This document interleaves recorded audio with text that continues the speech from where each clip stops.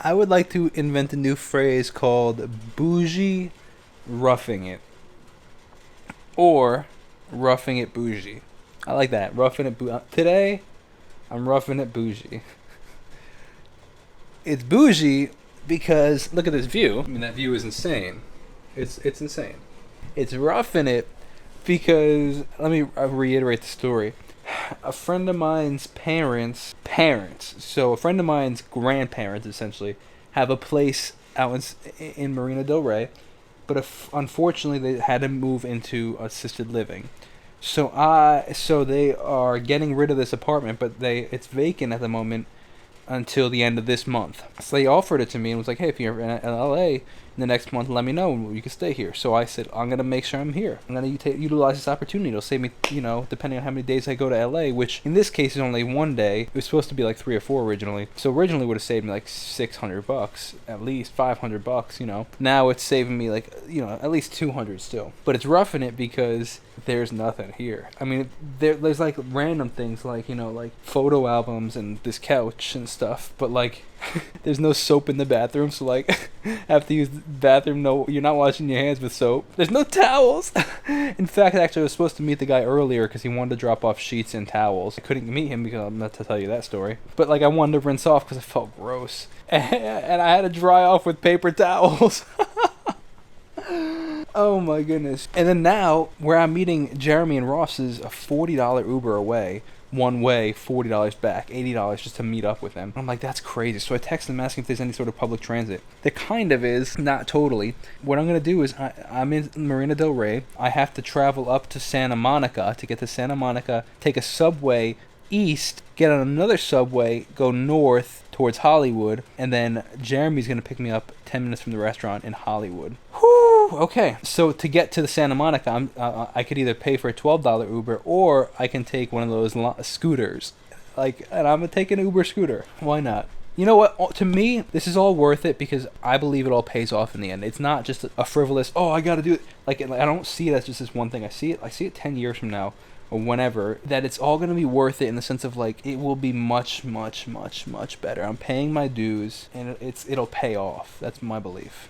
So I'm going to close my eyes for 10 minutes because technically it's 3:15 here in LA, and if I go by LA time, that means that I've been awake since 11:30 last night LA time, because technically it's 6:30 p.m. New York time, which means I got up at 2:30 a.m. New York time, but if you use LA time, it's 3:30 p.m. LA time, and I got up at 11:30 the night before LA time.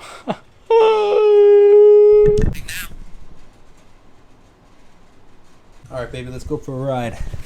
So let me tell you this story as I'm heading out to get that scooter and then take public transit. I landed about a half an hour early, which is cool. 10:30 a.m. LA time. I get outside the terminal area, like where I'm gonna hitch an Uber, and I see that it's like $27 or it's almost $30 to get from LAX to where this apartment is. And I was like, shoot, that's a lot of money. So just from LAX to the apartment, and then the apartment tomorrow morning to LAX, it's gonna be like $60. I'm like, that's a lot of money. Then I was like, wrong floor. Then I was like looking at how far it is to get to Jeremy and Ross, and I was like, oh my gosh, that's another $80 in Uber. So like we're at like $150 in Uber so far. So I was like, okay, what would it cost for me to rent a car? So I find a car rental service for $60. Most of the ones that I've used before, like I every time I come out to LA, I've used budget. It was like in the 80s range, but they didn't have anything available. So I was like, you know what, let's just try this one. It's $60, 1 day rental. Let's try it. So then I purchase it, try to figure out where it picks me up, because there's all these shuttles that take you to the specific place, whether it be budget, express, whatever the case is, right? So then realized that there is no shuttle for this place, but instead, what I have to do is I have to take this, like I guess, LA Transit bus to a lot, and then from that lot, another van will pick us up. So I wait like 15-20 minutes for the first bus to show up. It finally shows up, and when it shows up, when I say it is packed, there's like 50 people jammed on this bus. It was insane. So many people on this bus. And so we finally squeeze in. We're all like sardines, like waiting to get there. We get there. I wait another 15-20 minutes, and then finally my transit thing comes, because there were a couple different companies. So like mine was what was it called?